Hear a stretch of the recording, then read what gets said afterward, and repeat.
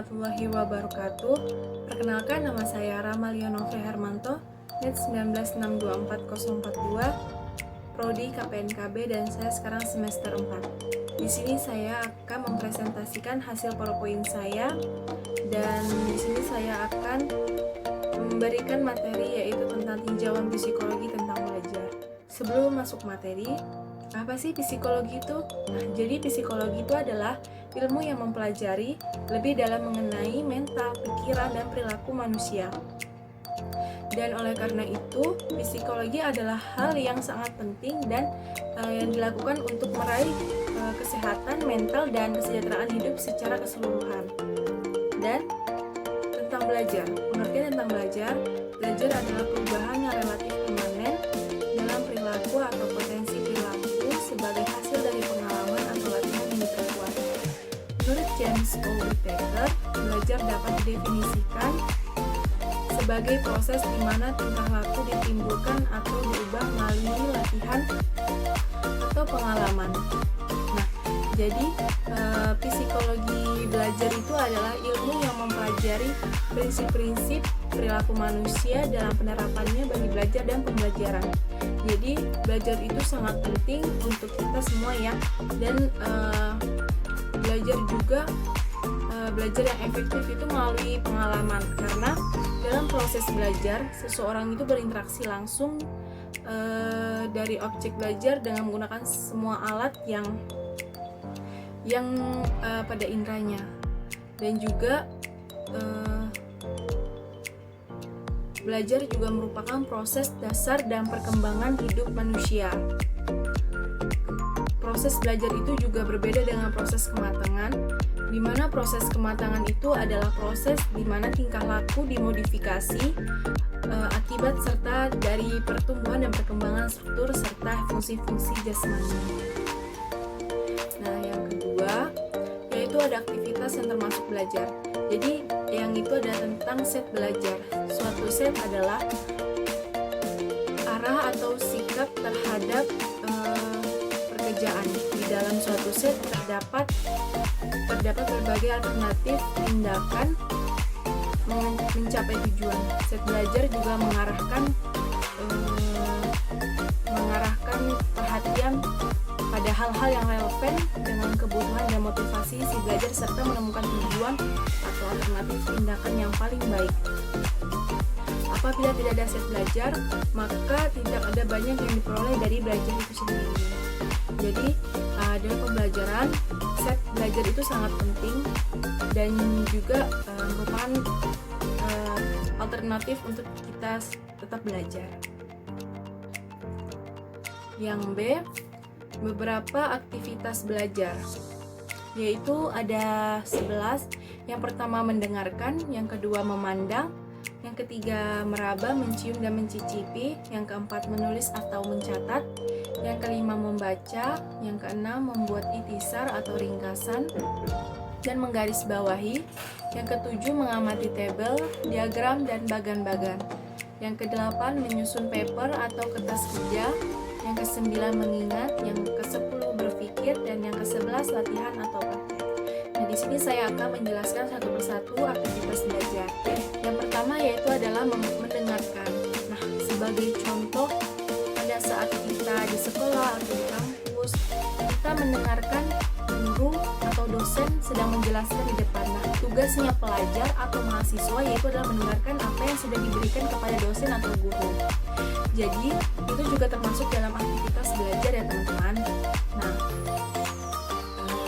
dan juga mendengarkan itu juga dalam proses mengajar itu sering ada dalam ceramah atau pada saat kuliah. Nah, itu juga termasuk mendengarkan dosen-dosen atau guru ceramah, itu juga termasuk aktivitas belajar. Yang kedua, ada memandang. Setiap stimuli visual yang memberi kesempatan bagi seseorang untuk belajar. Dalam kehidupan sehari-hari banyak hal yang dapat kita pandang, akan tetapi tidak semua pandangan atau penglihatan kita itu adalah belajar. Meskipun pandangan kita tertuju kepada suatu objek visual, apabila Apabila dalam diri kita tidak terdapat kebutuhan, motivasi, serta set belajar, nah itu tadi set belajar itu sangat penting dalam aktivitas belajar kita. Nah, dan juga termasuk juga sekolah dengan segala kesibukannya merupakan objek-objek yang memberikan kesempatan untuk belajar. Apabila kita memandang segala set atau dengan set tertentu untuk mencapai tujuan yang mengakibatkan perkembangan dari kita, maka dalam hal demikian kita sudah termasuk dalam aktivitas belajar. Yang ketiga, ada meraba, mencium, dan mencicipi. Meraba, mencium, dan mencicipi adalah aktivitas sensori seperti halnya pada mendengarkan dan memandang. Segenap stimuli yang dapat diraba, dicium, dan dicicipi merupakan situasi yang memberi kesempatan bagi seseorang untuk belajar. Hal aktivitas meraba, aktivitas mencium, maupun aktivitas mencicipi dapat dikatakan belajar apabila aktivitas itu didorong oleh kebutuhan motivasi untuk mencapai tujuan dengan menggunakan set tertentu untuk memperoleh perubahan tingkah laku. Nah, dan yang keempat, ada menulis atau mencatat. Tentu saja menulis dan mencatat ini termasuk aktivitas belajar karena dengan menulis atau mencatat apa yang sudah kita dengar dari dosen atau guru, kita bisa mencatatnya agar selalu mengingatnya. Dan tidak setiap aktivitas mencatat itu adalah belajar, karena aktivitas mencatat yang bersifatnya menurun, menjiplak atau mengcopy paste itu adalah tidak dikatakan sebagai aktivitas belajar. Karena apa? Karena mencatat yang termasuk sebagai belajar yaitu apabila dalam mencatat itu orang menyadari kebutuhan serta tujuannya, serta menggunakan set tertentu agar catatan itu nantinya berguna bagi pencapaian tujuan belajar.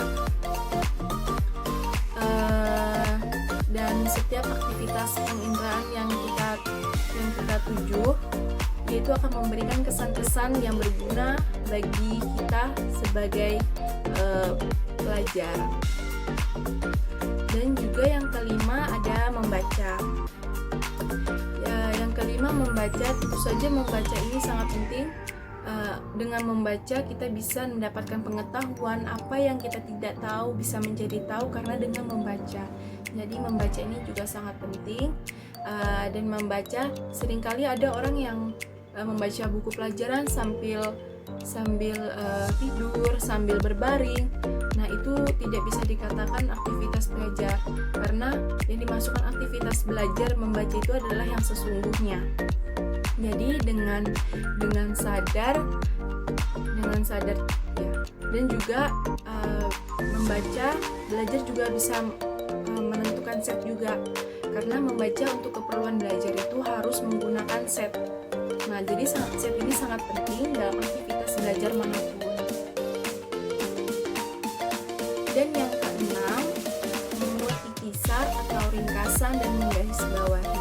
Nah, pada saat kita membaca, menggarisbawahi ini sangat penting agar untuk kemudian hari kita bisa tahu yang mana bagian-bagian yang penting. Nah, ini bisa terjadi pada saat kita membaca buku, kita bisa menggarisbawahi memakai spidol atau stabilo.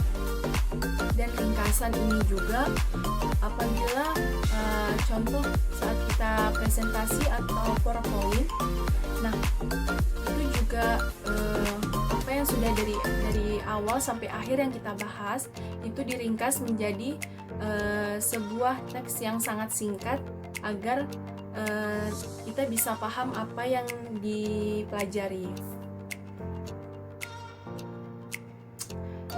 Dan yang ketujuh, mengamati tabel, diagram, dan bagan-bagan. Nah, mengamati tabel-tabel, diagram, dan bagan-bagan ini biasanya sangat kita jumpai pada lingkungan sekitar ya. Nah, materi nonverbal seperti ini sangat berguna bagi kita dalam mempelajari materi yang relevan itu. Demikian pula pada gambar-gambar, peta, dan lainnya yang menjadi bahan ilustratif yang membantu pemahaman kita tentang sesuatu hal. Yang kedelapan yaitu menyusun paper atau kertas kerja. Dalam dalam membuat paper, terutama yang perlu mendapat perhatian yaitu topik paper itu sendiri. Nah, dan rumusan topik itu kita akan menentukan materi yang relevan. Kemudian kita perlu mengumpulkan materi yang akan ditulis ke dalam paper dengan menginputkan pada notes atau kartu-kartu catatan. Dan yang kesembilan, mengingat. Nah, mengingat dengan maksud agar ingat tentang sesuatu itu belum termasuk dalam aktivitas belajar. Nah, apa sih yang termasuk dalam aktivitas belajar yang mengingat ini? Jadi, mengingat yang disadari atas kebutuhan serta kesadaran untuk mencapai tujuan belajar. Nah, itu yang dimaksudkan dalam aktivitas belajar. Apalagi jika mengingat itu berhubungan dengan aktivitas-aktivitas belajar lainnya. Dan yang ke-10 yaitu berpikir. Nah, berpikir itu ada yang menjadi objek serta tujuannya. Berpikir itu adalah termasuk aktivitas belajar. Dengan berpikir, orang memperoleh penemuan baru. Setidaknya, orang itu menjadi tahu tentang hubungan antar sesuatu. Yang ke-11 ada latihan atau praktik. Jadi latihan atau praktik ini juga sangat penting. Selain teori, seseorang pasti bisa ada antara teori atau praktik yang dia kuasai. Jadi tidak hanya dengan teori saja, kadang orang lebih tertarik dengan praktek atau lebih menguasainya. Nah, latihan atau praktek ini juga termasuk dalam aktivitas belajar ya. Orang yang melaksanakan kegiatan berlatih tentunya sudah mempunyai dorongan untuk mencapai tujuan tertentu dan dapat mengembangkan sesuatu aspek pada dirinya. Hasil dari latihan itu juga atau praktek itu sendiri akan berupa pengalaman yang dapat mengubah diri subjek kita serta mengubah lingkungannya. Lingkungan berubah dalam diri anak-anak.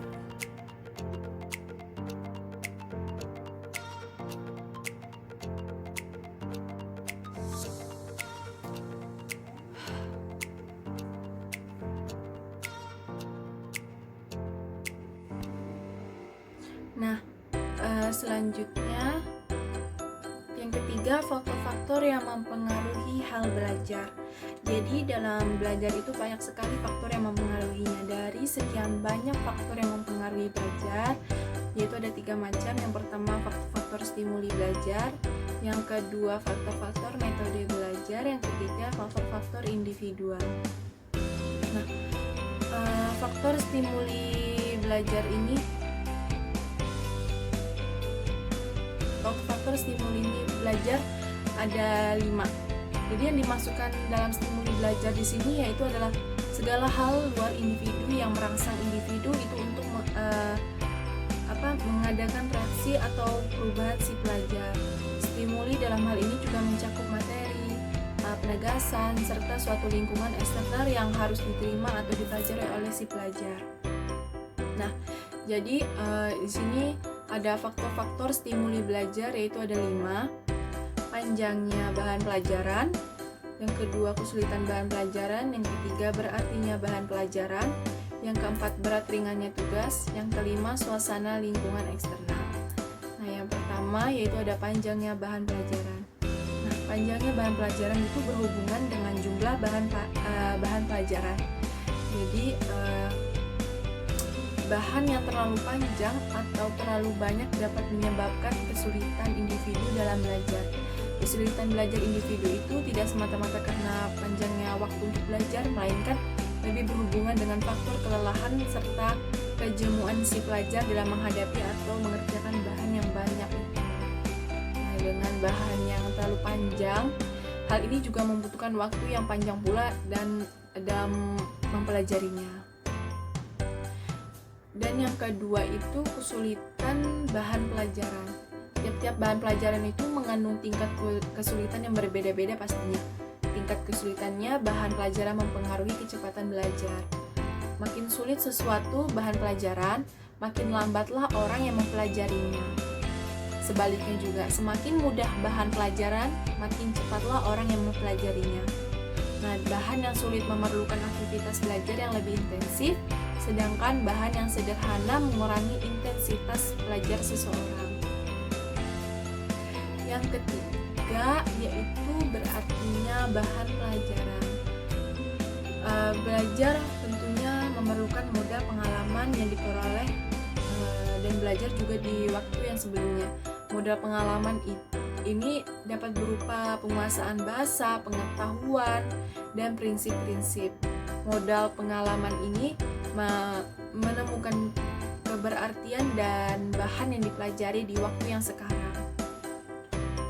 Bahan yang berarti ini maksudnya itu adalah bahan yang dapat dikenali. Bahan yang berarti memungkinkan individu untuk belajar, karena individu dapat mengenalnya. Bahan yang tanpa arti sukar dikenal, akibatnya tak akan mengerti individu terhadap bahan itu. Yang keempat, berat ringannya tugas. Mengenai berat akan ringannya suatu tugas, hal ini erat berhubungannya dengan tingkat kemampuan individu. Jadi tugas yang sama, kesukarannya berbeda bagi masing-masing individu. Hal ini disebabkan karena kapasitas intelektual serta pengalaman mereka itu tidak sama.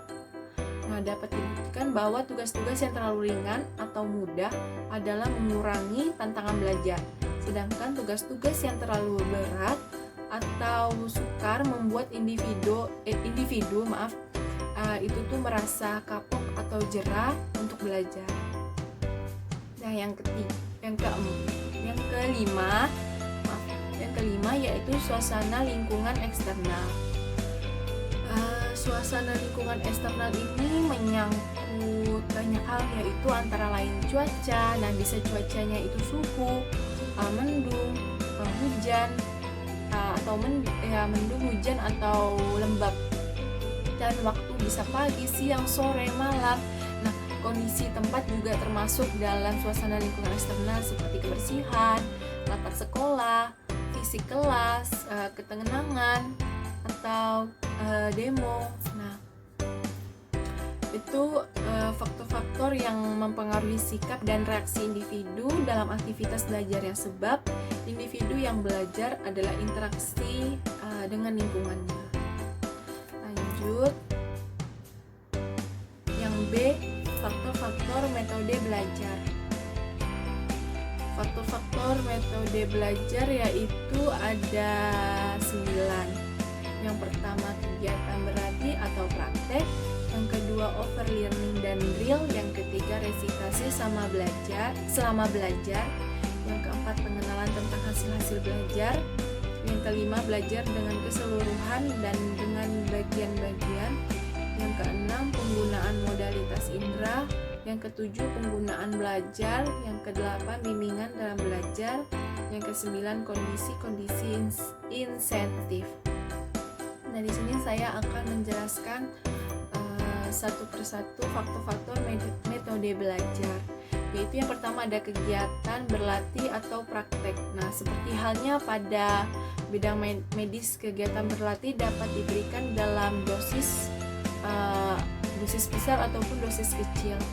Berlatih itu juga diberikan secara seperti olahraga maraton, atau secara distribusi dengan seiring waktu istirahat. Kegiatan berlatih secara maraton ini juga baru dimungkinkan apabila tugasnya mudah dikenal, tugasnya mudah dilakukan, materi pernah dipelajari sebelumnya, kegiatan memerlukan pemanasan terus-menerus.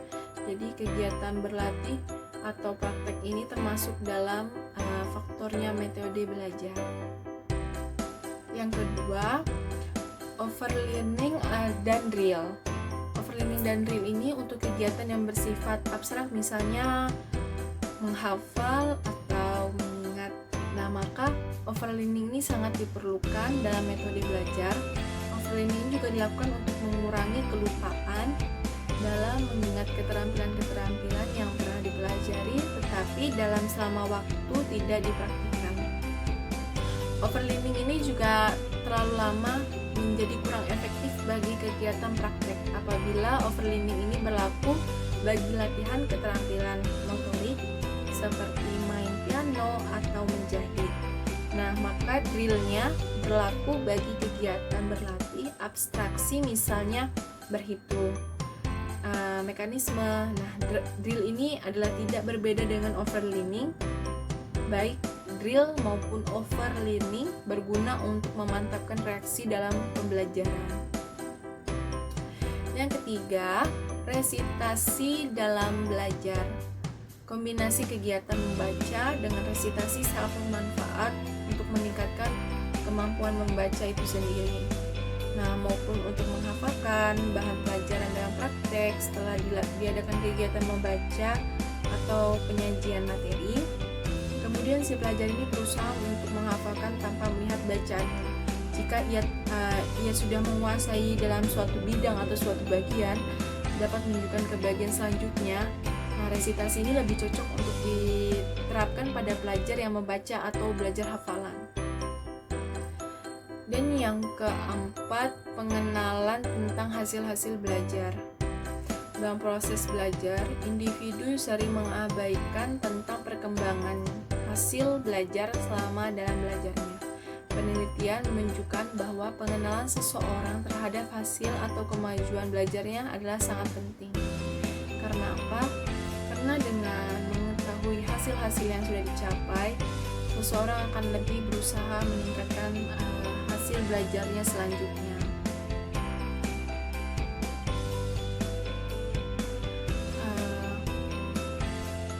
Yang kelima, belajar dengan keseluruhan dengan bagian-bagian. Menurut beberapa penelitian, perbedaan efektivitas antara belajar dengan keseluruhan dengan belajar dengan bagian-bagian itu adalah belum ditemukan. Nah, apabila kedua prosedur itu dipakai secara stimulan. Jadi belajar tuh mulai dan keseluruhannya ke bagian adalah lebih menguntungkan daripada belajar mulai dari bagian-bagian. Hal ini juga dapat dimaklumi karena apa? Karena dengan mulai dari keseluruhan, individu menemukan set yang tepat untuk belajar.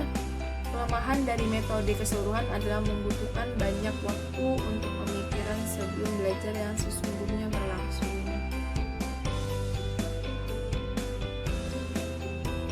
Lalu yang keenam, penggunaan modalitas indera. Modalitas indera yang dipakai oleh masing-masing individu dalam belajar itu tidak sama. Jadi tidak sama melakukan modalitas indera. Sehubungan dengan itu ada 3 impresi yang penting dalam belajar, yaitu ada oral, visual, dan kinestetik. Nah, ada orang yang lebih berhasil belajarnya dengan menekankan impresi oral dalam belajarnya. Ia perlu membaca atau mengucapkan materi pelajaran dengan nyaring atau mendengarkan bacaan atau ucapan orang lain. Ada yang belajar dengan menekankan impresi visual, di mana dalam belajar ia harus lebih banyak menggunakan fungsi indera penglihatannya. Nah, begitu pula ada yang belajar dengan menekankan diri pada impresi kinestetik dengan banyak mengeluarkan fungsi motorik. Nah, jadi banyak banget macam-macam penggunaan modalitas inderanya itu. Nah, ada pula yang belajar dengan menggunakan kombinasi impresi inderanya. Lalu yang ketujuh, penggunaan belajar.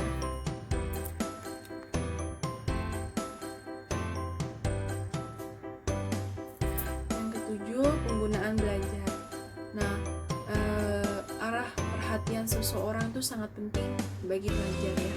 Karena belajar tanpa set itu adalah kurang efektif. Jadi tadi yang saya bilang, set belajar ini sangat penting dalam aktivitas belajar.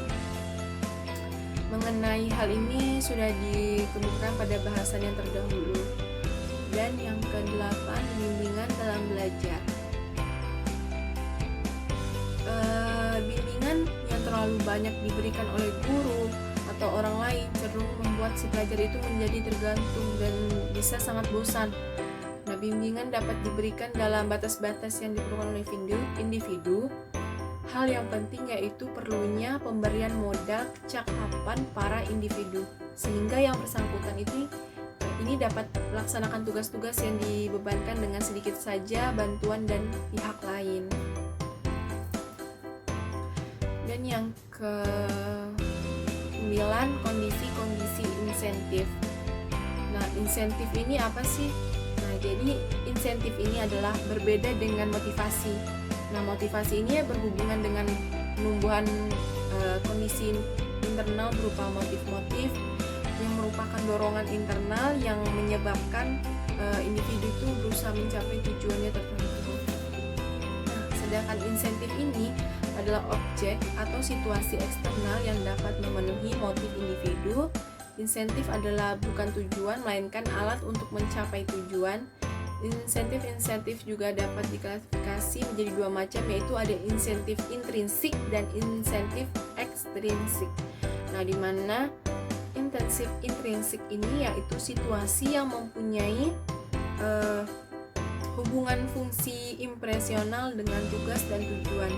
Sedangkan insentif ekstrinsik yaitu objek atau situasi yang mempunyai hubungan fungsional dengan tugas-tugasnya.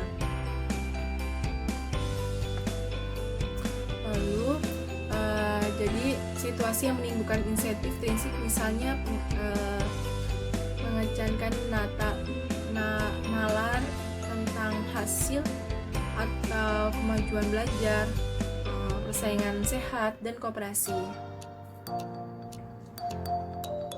Lalu yang C, faktor-faktor individual ada 8, yaitu ada kematangan, yang kedua faktor usia kronologis, yang ketiga faktor perbedaan jenis kelamin, yang keempat pengalaman sebelumnya, yang kelima kapasitas mental, yang keenam kondisi kesehatan jasmani, yang ketujuh kondisi kesehatan rohani, dan yang kedelapan motivasi.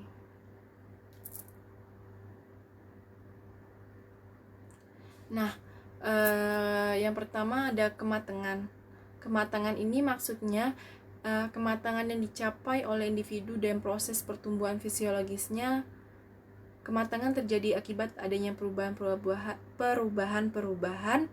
kuantitatif di dalam struktur jasmani dibarengi dengan perubahan-perubahan kualitas terhadap struktur tersebut. Kematangan juga memberikan kondisi di mana fungsi-fungsi fisiologis termasuk sistem saraf dan fungsi otak menjadi berkembang.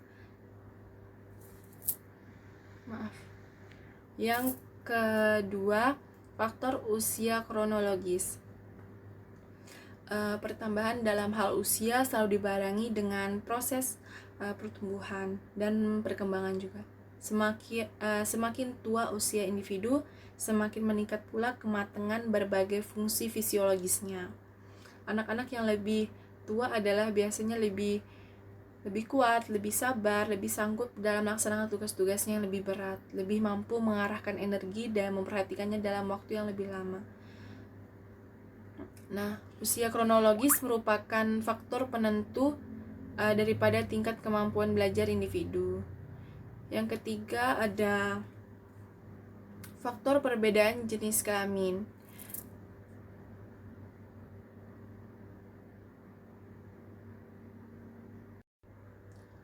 Yang ketiga, faktor perbedaan jenis kelamin. Nah, barangkali yang dapat membedakan itu antara pria dan wanita adalah dalam hal peranan dan perhatiannya terhadap suatu pekerjaan, dan ini juga merupakan akibat dari pengaruh kultural. Lalu yang keempat, pengalaman sebelumnya.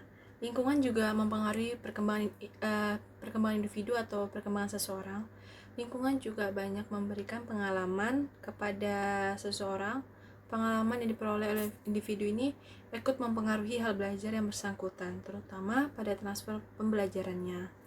Yang kelima, kapasitas mental. Dalam hal perkembangan tertentu, individu mempunyai kapasitas mental yang berkembang akibat dari pertumbuhan dan perkembangan fungsi fisiologis pada sistem saraf dan jaringan otak. Yang keenam, kondisi kesehatan jasmani. Orang yang belajar membutuhkan kondisi badan yang sehat dan badan yang kuat, badan yang fit. Karena orang yang badannya sakit akibat penyakit-penyakit tertentu, karena kelelahan, tidak akan dapat belajar dengan efektif. Dan cacat fisik juga mengganggu hal pembelajaran. Yang ketujuh, kondisi kesehatan rohani. Gangguan serta cacat mental pada seseorang sangat mengganggu hal belajar orang yang bersangkutan. Jadi, kita harus dalam keadaan sehat dan juga dalam keadaan sadar dan selalu berpikir positif. Yang kedelapan, motivasi. Motivasi ini berhubungan dengan kebutuhan, motif, dan juga tujuan. Nah, ini sangat berpengaruh ke kegiatan dalam hasil pembelajaran. Motivasi ini adalah sangat penting dalam proses belajar karena motivasi menggerakkan organisme, mengarahkan tindakan, serta memilih tujuan belajar yang dirasa paling berguna bagi kehidupan seseorang. Lalu, nah itu saja hasil dari PowerPoint saya tadi dan penjelasannya. Semoga bermanfaat untuk kalian semua yang nonton video ini. Apabila ada kesalahan dalam kata, dalam penulisan, saya mohon maaf, dan semoga bermanfaat untuk kita semua. Dan sebelum mengakhiri video ini, saya akan sedikit menceritakan tentang pengalaman saya selama COVID-19. Nah, seperti kita tahu, COVID-19 ini sudah hampir setahun. Nah, kita sudah setahun belajar online, yaitu kuliah online juga. Nah, selain pengalaman yang saya dapatkan yaitu selama COVID, selain makan tidur, nah saya juga berolahraga dalam seminggu ataupun dalam sebulan tuh pasti ada, entah seminggu 2 kali. Nah, itu karena apa? Kita berolahraga seperti tadi yang saya jelaskan, jasmani dan rohani. Karena walaupun kita di rumah aja dalam COVID-19 ini, penyakit-penyakitnya pasti akan datang di mana-mana. Kita harus selalu sehat, selalu fit, karena dengan kita berolahraga kita bisa menambah imun dan bisa selalu bersemangat. Nah, pengalaman bahagia saya selama COVID-19 ini pada saat saya mengikuti ajang duta kampus di Politeknik Negeri Samarinda, dan alhamdulillah saya mendapatkan juara runner-up 2 di Polnes, dan saya sangat bangga bisa membawa nama maritim di kampus saya. Dan kita harap semoga Indonesia cepat pulih dan disehatkan semuanya, mudah-mudahan dijauhkan dari segala penyakit apapun itu. Dan pesan saya, tetap jaga jarak, memakai masker, dan menghindari kerumunan, karena kita harus mengikuti apa kata pemerintah juga, dan itu juga sangat penting. Dan juga selain itu, selain makan tidur tadi, berolahraga di rumah juga, pasti kita sebelum bangun tidur atau setelah bangun tidur kita harus beres-beres. Nah, itu juga termasuk pengalaman dan termasuk kerjaan di rumah juga. Apaan sih, garing? Dan itu aja sih video saya hari ini. Apabila ada kata-kata atau pembahasan saya yang kurang jelas, atau kata-kata saya kurang berkenan atau kurang nggak nyambung, saya mohon maaf. Itu aja yang bisa saya presentasikan dalam video ini. Semoga kita selalu diberi kesehatan, kekuatan, semoga kita bisa beraktivitas kembali dan kuliah seperti biasanya. Amin. Itu saja dari saya.